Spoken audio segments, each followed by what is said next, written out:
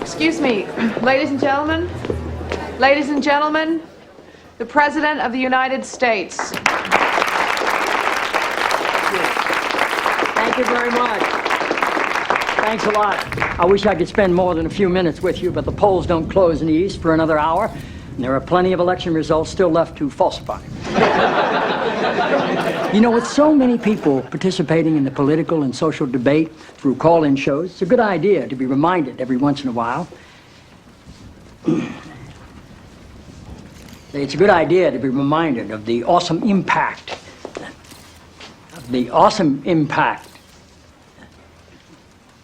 I'm sorry, you're Dr. Jenna Jacobs, right? Yes, sir.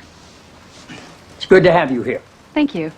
The awesome impact of the airwaves and how that translates into the furthering of our national discussions, but obviously also how it can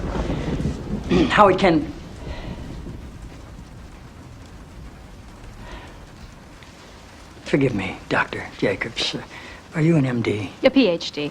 A PhD? Yes, sir. In psychology? No, sir. Theology? No. Social work?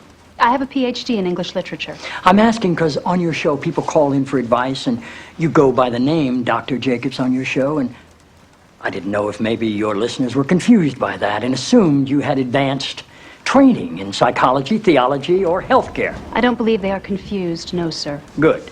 I like your show. I like how you call homosexuality an abomination. I don't say homosexuality is an abomination, Mr. President. The Bible does. Yes, it does. Leviticus 18:22. chapter and verse. I wanted to ask you a couple of questions while I had you here. I'm interested in selling my youngest daughter into slavery, as sanctioned in Exodus 21:7. She's a Georgetown sophomore, speaks fluent Italian, always cleared the table when it was her turn.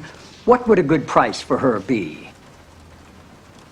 While thinking about that, can I ask another? My chief of staff, Leo McGarry, insists on working on the Sabbath. Exodus 35:2 clearly says he should be put to death. Am I morally obligated to kill him myself, or is it okay to call the police? Here's one that's really important, because we've got a lot of sports fans in this town. Touching the skin of a dead pig makes one unclean, Leviticus 11:7. If they promise to wear gloves, can the Washington Redskins still play football? Can Notre Dame? Can West Point? Does the whole town really have to be together to stone my brother John for planting different crops side by side? Can I burn my mother in a small family gathering for wearing garments made from two different threads? Think about those questions, would you? One last thing. While you may be mistaking this for your monthly meeting of the ignorant tight-ass club, in this building when the president stands, nobody sits.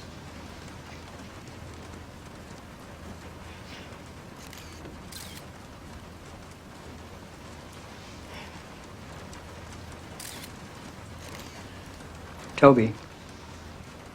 Yes, Mr. President. That's how I beat him.